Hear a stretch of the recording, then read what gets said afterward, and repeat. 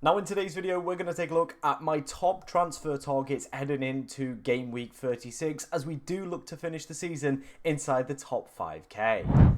Now before we dive into today's video, if you do enjoy any of the content that you see on the channel, please be sure to like, comment and subscribe as it is massively appreciated by me. Let's take a look then how we've got on so far in game week 35. Obviously there is still one fixture left to be played at the time of me recording this. It is the Nottingham Forest Crystal Palace game. As you can see, we've got Munoz and we have got Mateta, but overall we're in a pretty decent position, to be honest. Obviously we need like Sarr, Eze and Wood and probably no Forest clean sheet to definitely confirm that green arrow, but I would say realistically we're probably going to get a green arrow this week and head into the top 7k of players, which is absolutely ridiculous. Obviously we did take a -4 this week. We went for the gamble. We went with Mikolenko and Mbeumo. Thankfully it's kind of worked a little bit. It's kind of saved us a little bit from effective ownership. I feel if we would have been in a position where we didn't have Brian and Mbeumo, we definitely probably would have been looking at a red arrow. But it has been the differentials this week that have definitely pulled us through. Of course, Jared Bowen with a cheeky 9-pointer. I said that if, West Ham are going to score at any point, he's going to have some sort of involvement. He got the goal in that game and it pretty much sealed that one up. KDB as well on Friday night. Great performance from him. Obviously, I was quite bullish, saying I don't think he's going to be dropped. I think his minutes are going to be pretty secure over the past towards the end of the season. Since his announcement, I said Pep's probably not going to care too much about his overall fitness. I think KDB as well is going to want to play every single minute that he can for Manchester City before, of course, he does leave the club. And I definitely think as well, he's putting himself out in the shop window, maybe trying to add a couple, zeros on the end of that paycheck, or maybe even potentially secure a move within the Premier League or maybe to another European league as well if he doesn't fancy going, obviously, to the MLS or out to Saudi as well. But yeah, pretty good overall performance from him. Overall, the teams has done pretty well. All the big boys that were over 100% effective ownership as well. The likes of Salah, the likes of Marmoush, of course, Isak, slight little bit of rank decrease from him, but overall he was probably the lowest out of the bunch. But overall we did pretty decent this game week. Obviously if Mateta and Munoz can deliver the goods as well, we should be looking at a pretty decent game week 35, especially considering as well we did take that -4 as well. Heading into how the team is looking before we make any transfers then into this game week, and as you can see, pretty decent position, to be honest. Obviously, we've got Triple City against Southampton. Jared Bowen's got Manchester United post-Champions League. We've got Mbeumo there with the captaincy armband and probably will be my captain for this week with, of course, Ipswich away.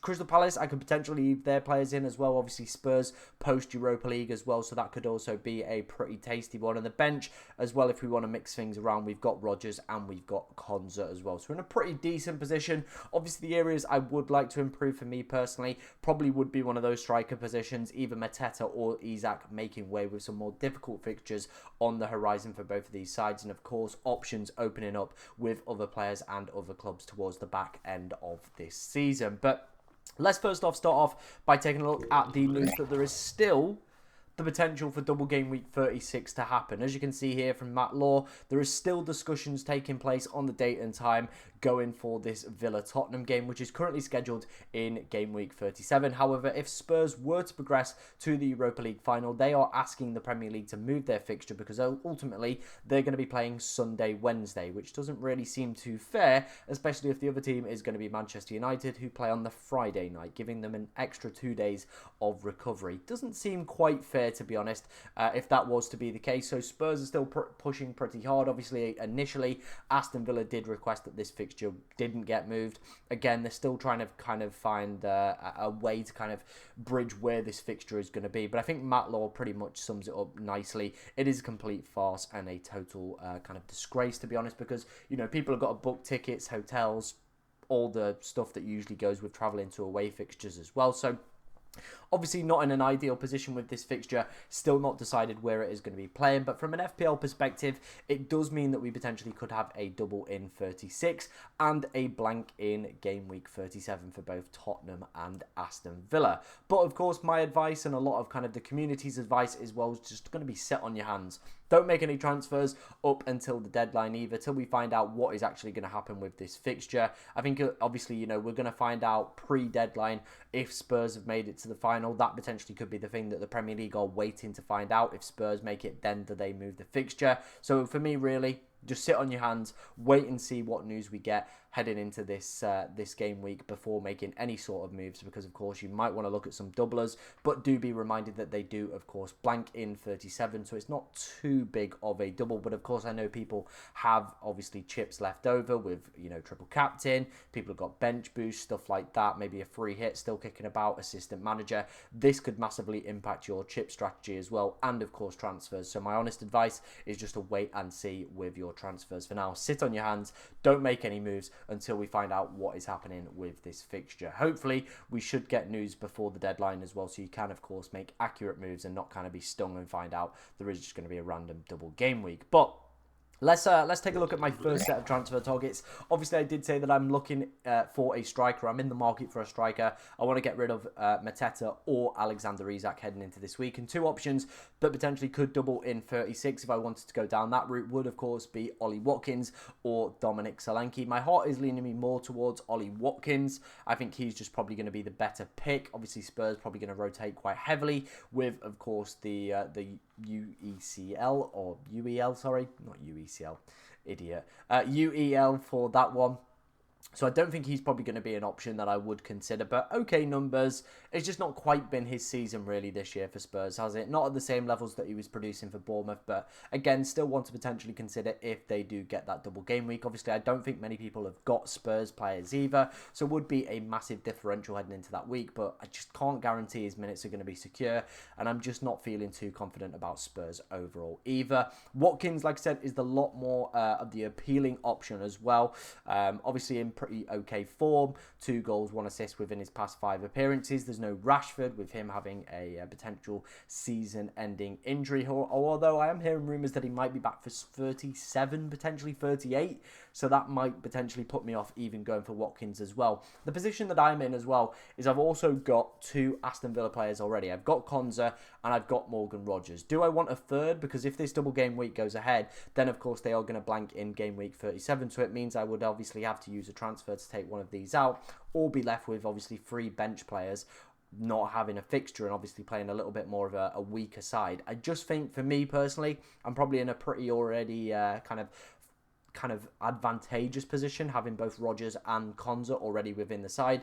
2 pretty decent players, decent starters as well for the side. So I don't think there's probably any use me looking at either kind of any more doublers to have in my side. I think we've already got the 2. I've got no chips. I've got no bench boost. I've got nothing like that. So I think for me personally, I'm better looking at alternative strikers and alternative players. And the other 2 that I am potentially thinking about are, of course, Yohan Wissa and of course Matheus Cunha. Both of these guys have been lighting it up over the past few weeks, as you can see here. 4 goals, 1 assist for Wissa, 2 goals, 3 assists for Matheus Cunha. Both of them have got pretty decent fixtures all the way till the end of the season, to be honest. So I'm liking the looks of both of these guys as a potential option, really. I think, you know, both of them could definitely go off with the remaining 3 fixtures that we've got within the Premier League. Ipswich, of course, is the big one. Obviously, Wissa did a job against them earlier in the season. He's got a great record against newly promoted sides as well. So has, of course, Brian Mbeumo.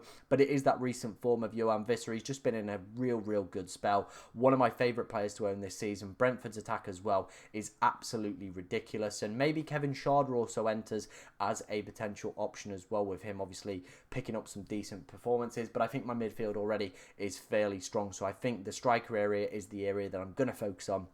And Yohan Wissa is that guy that has been absolutely cooking in recent weeks, and definitely a player I would love to get my hands on heading into this final run for me. Same with Cunha. Obviously, I always bang on about him being a BPS monster. The fixtures as well for him are pretty decent. Obviously, both of these sides face off against each other in the final game, but I definitely could see goals flying in for that one because both defences are a little bit wobbly. There was a blank against Manchester City, but overall, I was kind of expecting that really from Cunha. But now we head into Brighton, whose defence is a bit iffy. Palace, I don't really know how to call, and of course Brentford, who have been a pretty terrible side all season for XG conceded. So I think both of these guys definitely high up on my transfer list. I'm probably leaning more towards Wissa than Cunha right now, and I think that's probably going to be the plan, unless, of course, we do get doubles and maybe we get tempted by one of them. But I still think even then, we're probably, of course, going to be looking at Yohan Wissa as our transfer target for this week. So let's head on into my team selection for this week, and of course, how my transfers are going to shape up over the next few weeks. So, as you can see, we have loaded up FPL.team, and we're going to take a look at, of course, how my transfer plans are lining up for the next few weeks, and, of course, all the options that we've just spoke through there. So this, of course, is going to be probably my most popular option, and I think the option I'm leaning the most towards right now. It is going to be Johan Visser in for Mateta. Obviously, I want to keep Isak there, just with, obviously, how high his effective ownership is, and, of course, it being a massive game for both of those clubs in the race for Champions League football as well next season. So I think having Isak in was probably the sensible route. Going with Visser against Ipswich, of course, did wonders against them earlier in the season. He's obviously been a real gem as well over the past few weeks. I really like this as an option. Obviously, if we go further next to the following week, game week 37, I'm pretty happy with the overall side. Maybe Isak comes out, but again, that's another big game for Newcastle. A lot on the line for that one, so maybe he stays in for another week there. Then, of course, heading into game week 38, the team, again, is looking pretty decent across the board. I don't think there's probably anybody I would be absolutely dying to obviously lose. Maybe we just bring Kivior in here for Munoz, and I think the team's pretty set to go. But we've got 2 free transfers. Of course, we'll obviously take a look at the fixtures heading into that week, and maybe we potentially change things up with that one. Obviously, the second option was going for Ollie Watkins if they were to get a double game week. And if that was the case, obviously, we'd drop Mateta here. Let me just swap him out there. And then, of course, we would we'd obviously drop Mykolenko to the bench as well. So this would, of course, be if Villa had the double game week. Again, the team is looking absolutely ridiculously strong heading into this week. We'd have 3 double game week players, which would be a very fortunate position for us to be in. The problem would be, though, if we were to head into this week, of course, the Tottenham fixture here wouldn't happen. So we would have 3 players blanking. We would have 1 free transfer, though. Obviously, Mateta's got Wolves. I don't mind that as a fixture. Mykolenko can come in with the Southampton fixture. It then would just be replacing Morgan Rogers. But at the end of the day, there's obviously options that we potentially could consider during that period. So again, we could go quite heavy on the doublers, really, and maybe just take out a Watkins, a Konza, or a Rogers, depending on fixtures heading into that game week, to be honest. But yeah, that's definitely something we could potentially consider. Well, of course, we could go and just get Visser that week, drop him in here, and then we'd be pretty good to go as well. So I don't mind that. I don't hate it if they were a double. I definitely think we've got okay bench cover and obviously a transfer built up to get away with it, if we really wanted to target the double game week to its full effect, shall we say, as well. But then, of course, we do have the final option, and this would require a -4. Obviously, again, depending that there's no double game week, but we'd go Visser and Cunha, and obviously drop Alexander Isak. Now, I said I'm a big fan of both of these guys, but I do think the option that I am going to go for is just picking one rather than the other. Looking at the Newcastle fixtures, yes, they do seem quite difficult with, of course, Chelsea and Newcastle in the next 2, but the 2 massive games in terms of their Champions League qualification for next season, I think, you know, they're going to be gun-ho. They're going to be looking for goals. They're going to be looking for wins. They need to pick up points. There's a lot on the line, so you imagine there's going to be less kind of risk of rotation. Players are going to be fully at it as well, obviously fighting for the places next season, because if you feel if Newcastle don't get obviously Champions League football next year, is Alexander Isak going to be there? That's another conversation they've got to have. So he's probably motivated if he wants to stay, or at least put himself in the shop window for the summer if they don't get Champions League football as well confirmed for next season. So I think he's going to be pushing real hard towards the end of the season. Obviously, recent results and recent point scoring has been a little bit dismal, mainly down to the fact that he's just not quite been at the races. Few penalty goals, nothing too exciting. Obviously, this week was his first big kind of haul, if you like, if you want to class 9 points as a whole. But still, it's been a while since he's obviously gone big, gone nuclear. But I do think option 1 without the double game weeks is definitely going to be my preferred option to go for. Just bring in Visser for this game week if we flick it back. I think that's probably going to be my preferred option. If there is a double game week, maybe we consider that Watkins move. Obviously, we've got the bench cover. We're in a pretty decent position overall, and I do like it as a potential move. It would, of course, leave us a little bit vulnerable in game week 37, but overall, I definitely feel we could get away with it. So, yeah, if that double game week is announced, definitely one I think we could potentially consider. But for right now, I'm just going to lean towards this option, kind of just keep my hands, not make any transfers for now, and then we'll see if there are any announcements. So, yeah, make sure you are following FPL. Make sure you've got those notifications on as well, so you will be notified, of course, if there are any fixture changes. If you did enjoy today's video, make sure you're liking, commenting, subscribing, and good luck in Game Week 36.